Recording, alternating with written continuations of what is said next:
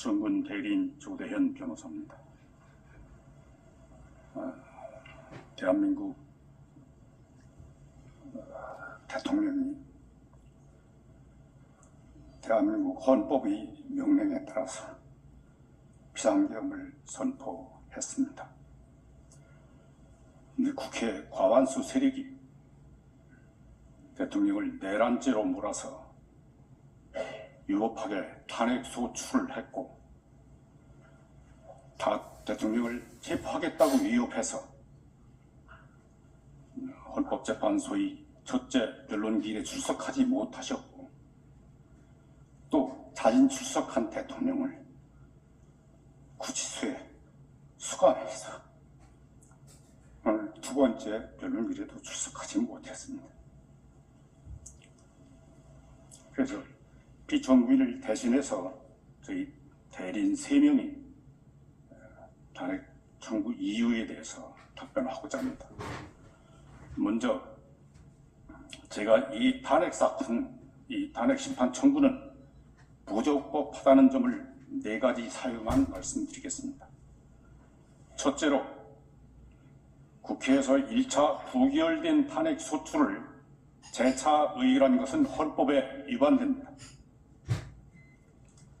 대통령이 2024년 12월 3일 30으로 비상계엄을 선포했는데, 국회가 2시간 후에 비상계엄 해제 요구를 의결했습니다.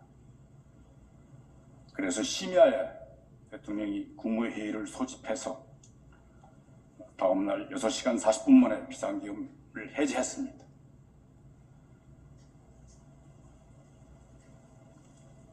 그래서 이 사건 비상계엄 선포나 계엄 포령으로 인해서 헌정 질서가 통제되거나 국민의 기본권이 침해된 바 전혀 없습니다. 그런데도 국회 과반수 의석을 차지하는 야당 국회의원들이 그 비상계엄이 해제된 당일 대통령의 비상계엄 선포가 헌법과 법률에 위반되고 내란죄에 해당한다는 사유로 탄핵 소추안을 발의하고 탄핵 사유에 대해서 조사하지도 아니한 채 12월 7일 찬반 투표를 실시해서 195인이 투표에 참여했는데, 탄핵소추 가결에 필요한 200인 이상이 참석하지 않았다고 해서 표결 불성립이라고 선언했습니다. 그러나 국회의원 5분의 1 이상이 출석해서 본회의가 적법하게 개의되었고, 대통령 탄핵소추안이 적법하게 상정되었고, 찬반 표결까지 이루어졌는데, 그 가결 종족수에 미달된다고 해서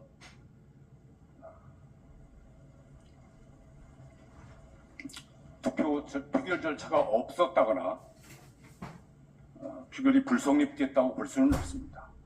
오히려 200인 이상의 찬성을 얻지 못했기 때문에 부결된 것입니다.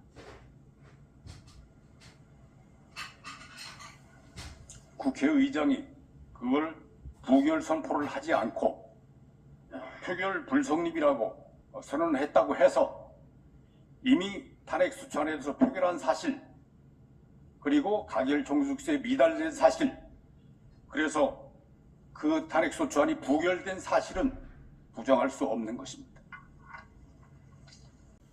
대통령이 수행할 그것을 지킬 책무를 지는 것입니다. 이 사건 비상계엄 선포는 대통령이 자유민주주의 헌법 질서를 수호하고 국가를 보위하기 위해서 헌법이 허용한 비상대권을 행사한 것입니다. 국내 국외의 공산주의 좌익 세력이 대한민국 선거의 부정을 획책해서 국회의 과반수 권력을 탈취하고 그 과반수 권력을 자의적으로 휘둘러서 국회의 입법권과 탄핵소추권, 예산 심의권을 남용해서 국가 기능의 기능을 마비시키고 자유민주주의 헌법 질서를 붕괴시켰습니다. 그래서 대통령이 이러한 국가 비상사태라고 판단하고 자유민주주의 헌법 질서를 회복시키기 위해서 헌법에 따라 비상대권을 행사하는 것입니다. 대통령은 국내 국외의 모든 정보를 종합해서 자유민주주의 헌정 질서가 붕괴될 위험성이 매우 큰 비상사태라고 판단했고, 이를 해결할 통상적인 수단이 없다고 판단해서 이 사건 비상계엄을 선포하는 것입니다. 그러한 고도의 통치 행위, 위헌 위법 여부는 사법고의 심사 대상이 되지 않는 것입니다. 국가 비상사태인지 여부, 국가 비상사태를 해결하기 위해서 비상계엄이 필요한지 여부, 이거는 국가 원수로서 국내 국외의 모든 정보를 가장 잘 아는 대통령이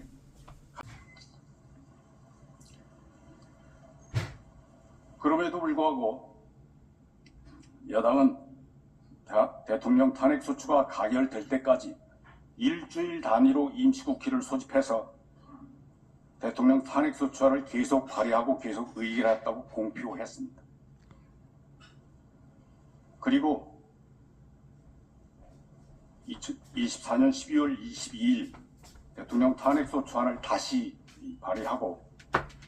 발의했는데 그 탄핵소추 사유는 대통령이 비상계엄 선포가 위법하고 위헌이고 헌법과 법률에 위반되고 내란죄에 해당되는 사유입니다. 그거는 1차 탄핵소추안에 포함되어 있던 사실입니다. 국회는 그 탄핵소추안을 12월 14일 본회의에 상정하고 204인이 찬성했다고 해서 가결 선포했습니다.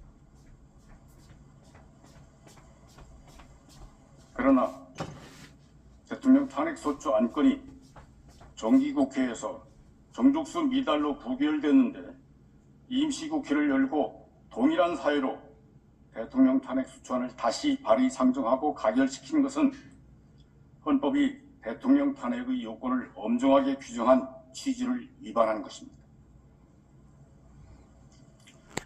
헌법 65조는 고위공직자가 헌법이나 법률을 위반한 경우에 국회의 탄핵소추와 헌법의 탄핵심판으로 파면할 수 있게 하면서 국회가 탄핵의 소추를 의결하면 헌법재판소의 탄핵심판이 선고될 때까지 그 공무원의 직무를 정지시키고 있습니다.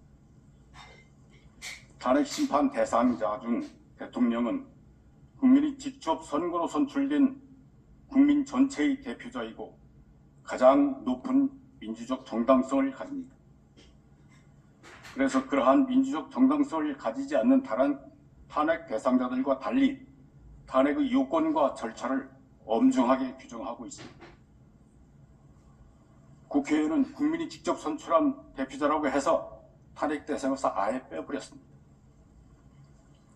그런데 대통령은 국회의원보다 높은 민주적 정당성을 가지고 있음에도 불구하고 그 통치권 남용을 견제하기 위해서 탄핵소추 대상으로 삼으면서 그 요건과 절차를 엄중하게 규정한 것입니다.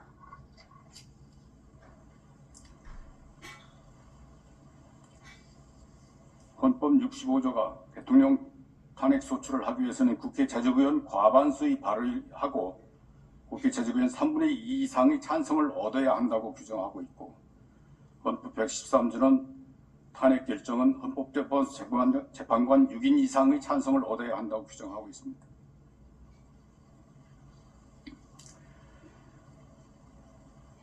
국민이 직접 선출한 대통령을 탄핵 소추에 의하여 직무를 정지시킨 거나 탄핵 심판에 의해서 파면시키는 것은 국민 주권주의에 대한 중대한 예의입니다.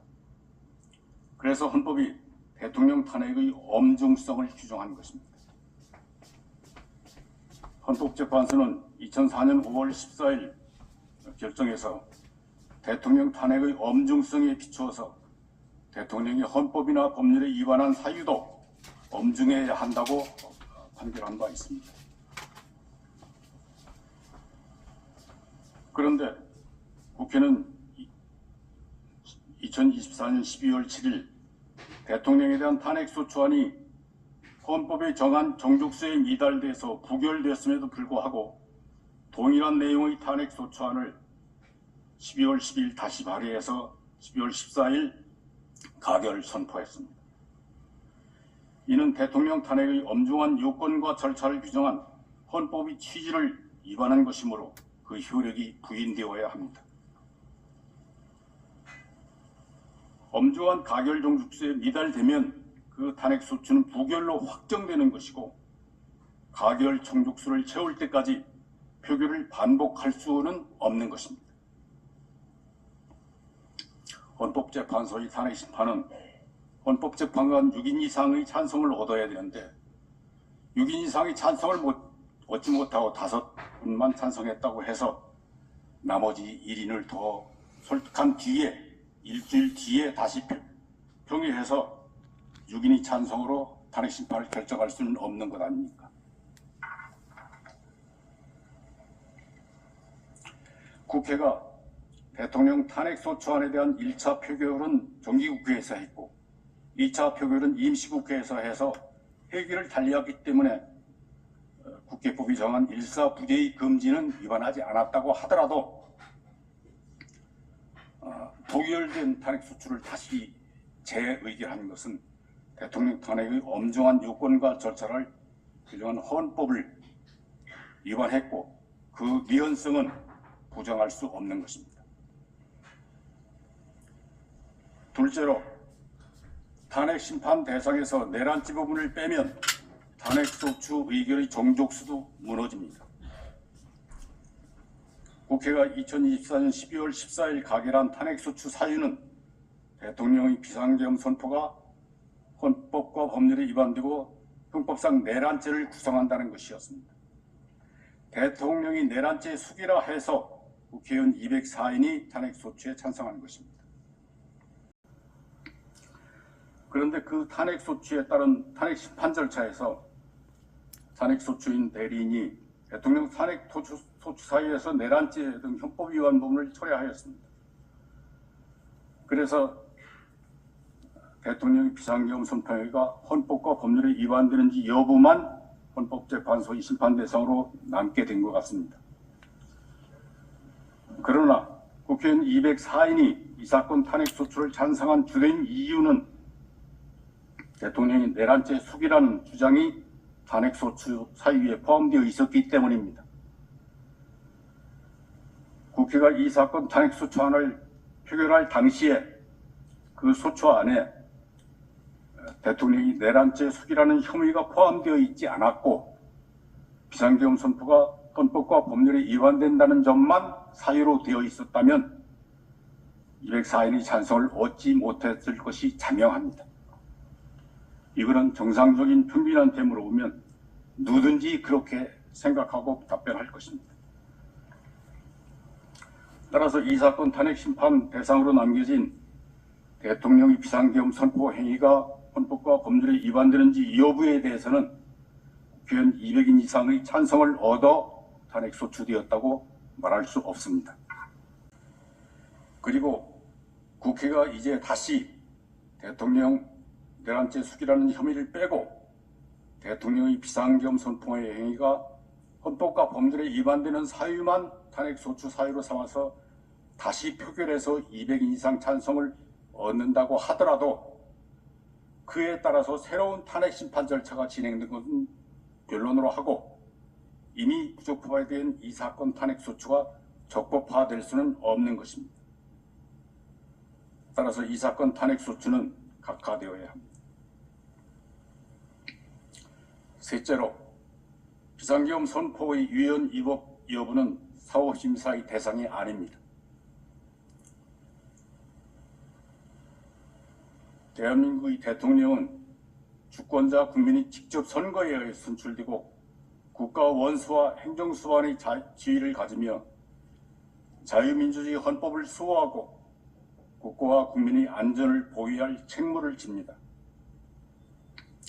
이러한 중차대한 책무를 온전히 수행할 수 있게 하기 위해서 우리 헌법은 대통령에게 국군 통수권, 긴급 명령 임명권과 계엄 선포권 등 비상대권을 수여하고 재직 중 면책 특권으로 보호하고 있습니다. 헌법이 규정한 비상대권은 국가의 헌법을 수호하고 국가를 위기에서 구하라는 헌법이 명령입니다. 가장 정확하게 판단할 수 있고 국회나 법원이나 헌법재판소는 그것을 심판할 정보도 없고 능력도 없습니다. 또 국가 비상사태는 신속하고 효과적으로 대처해서 완벽하게 해결해야 하는데 비상계엄을 선포할 때마다 비상사태인지 여부, 비상계엄이 필요한지 여부에 대해서 국회의 승인이나 사법부의 심판을 거치게 한다면 대통령이 국가 비상사태를 신속하고 효과적으로 해소시키기 어렵게 됩니다. 대통령이 헌법을 수호하고 국가를 보위할 책무를 제대로 수행할 수 없게 됩니다. 그래서 헌법은 대통령의 비상대권 행사에 대하여 다른 국가기관의 사전 통제를 인정하지 않고 사후 통제 수단만 규정하고 있습니다. 긴급명령에 대해서는 국회의 사후 승인을 얻도록 규정하고 있고 비상계엄에 대해서는 국회의 제적과반수 의결로 그 해제를 요구할 수 있다고 규정하고 있습니다. 비상계엄의 필요성이 해소되었는데도 비상계엄이 유지되고 있는 경우에 국회가 통제할 수 있도록 규정한 것입니다.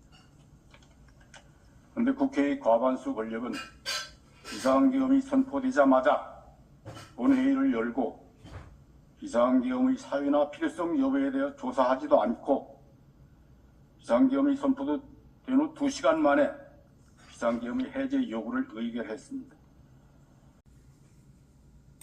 계엄 선포 6시간 40분 만에 비상계엄이 해제됐고 비상계엄 이전의 상태로 돌아갔습니다.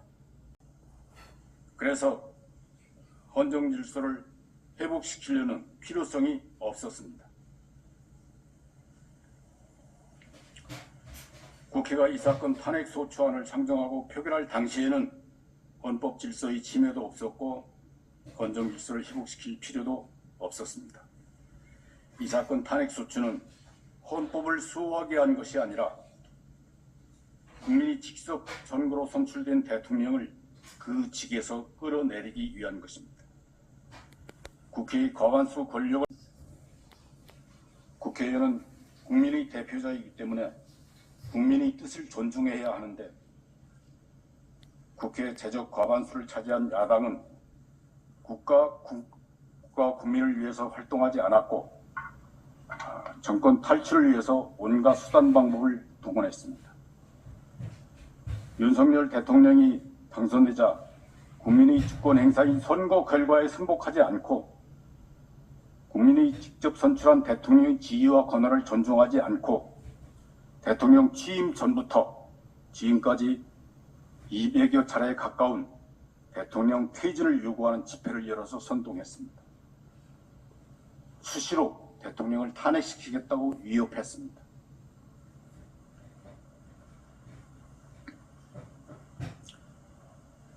대통령 가족에 대한 의혹을 선동하고 그 의혹을 조사하기 위해 특검법을 의결하고 대통령이 재의 의혹으로 부결 확정됐는데도 불구하고 그것을 다시 발의하고 의결하기를 한 것인데 그러한 헌법의 취지를 위반하면서 대통령의 지위를 흔들고 모욕했습니다.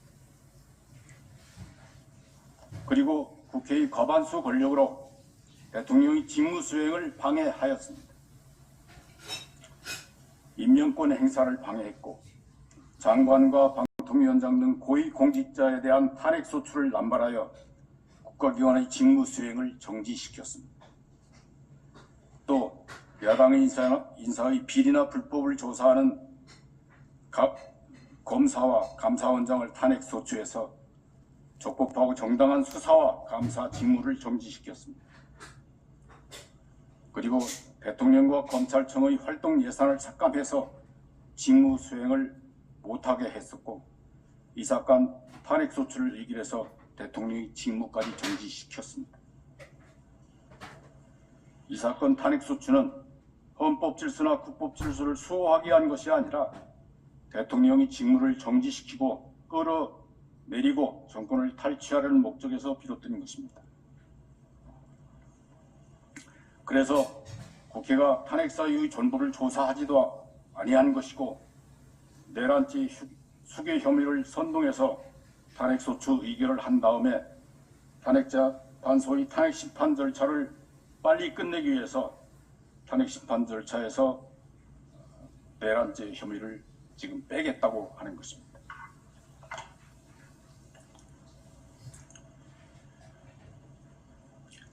또 대통령에 대한 탄핵소추로 대통령의 직무를 정지시킨 다음에 국방부 장관과 육군참모총장, 방첩사령관, 수방사령관, 특전사령관, 정보사령관 등 국군 주요 지휘관들과 경찰청장, 서울경찰청장 등을 내란죄 혐의로 구속해서 국방기능과 치안기능을 마비시켰습니다. 또 자기들 뜻에 따르지 않는다고 해서 방송통신위원장, 국무총리, 법무장관, 행정안전부 장관 등을 탄핵소추하고 자기들이 비리를 조사하거나 수사하는 감사원장, 검사들까지도 탄핵소추해서 직무수행을 정지시켰습니다. 게다가 국회가 추천하는 헌법재판 3인이 퇴임해서 헌법재판관이 6인에 불과해서 심판을 할 수 없게 되었는데도 후임 재판관을 추천하지 않고 탄핵 소추된 고위 공무원들이 직무 집행을 한없이 연장되게 했습니다. 이러한 점들을 종합하면 이 사건 탄핵 소추는 헌법 질서를 수호하기 위한 것이 아니라 국회의 과반수 권력을 남용해서 대통령의 직무 수행을 정지시키고 파면시킨 다음 대통령의 지위를 탈취하려는 것임이 분명합니다. 그것은 국회에게 대통령 탄핵수칙권을 부여한 헌법의 목적을 벗어나서 탄핵수칙을 남용한 것이라고 보지 않을 수 없습니다.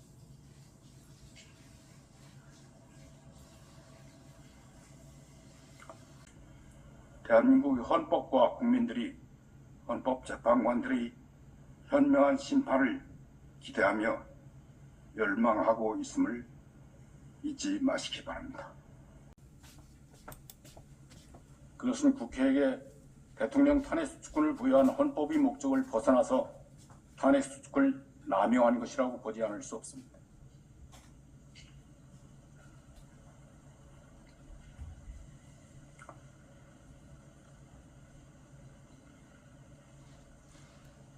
대통령이 무너져가는 헌법 질서를 수호하기 위해서 대통령이 최우수단으로 이 사건 비상계엄을 선포했지만 국회의 과반수 권력의 방해로 헌법 질서를 수호하는 책무를 완수할 수 없게 되었습니다.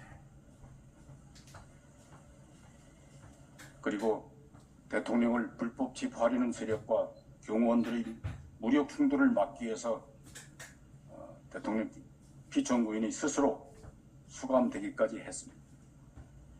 이제는 헌법재판관이 나서서 대한민국의 헌법 질서를 수호해야 합니다. 헌법은 헌법재판관에게 헌법 질서를 수호할 책무와 사명을 부여했습니다. 헌법이 헌법재판관에게 부여한 헌법 수호의 사명을 이 사건 진실을 밝히는 횃불로 삼아서 공산주의 좌파 세력이 민주선거를 왜곡시킨 사실, 국회 과반수 권력이 입법권을 남용해서 자유민주주의 헌법 질서를 무시하고 자기들 멋대로 독재하려고 한 사실, 국회의 과반수 권력이 예산 심의권을 남용해서 대통령과 검찰의 직무수행, 국방기능의 정비, 국가경제의 발전 등을 방해한 사실, 대통령이 이러한 사태를 종합해서 국가 비상사태라고 판단하고 이를 해결할 다른 수단이 없어서 부득이 비상계엄을 선포하게 된 사실, 국회의 과반수 권력이 대통령의 비상계엄 선포를 내란죄로 선동하고 탄핵소추권을 남용해서 헌법 질서 수호를 방해하고 국가 기능을 마비시킨 사실 등을 정확히 조사하시고 그러한 위기 상황에서 자유민주주의 헌법 질서를 수호해 주시기 바랍니다. 헌법재판소가 국회 과반수 세력의 권력 남용을 통제할 권한이 있다는 사실을 확실하게 공포하여 주시기 바랍니다. 대한민국의 헌법과 국민들이 헌법재판관들의 현명한 심판을 기대하며 열망하고 있음을 잊지 마시기 바랍니다.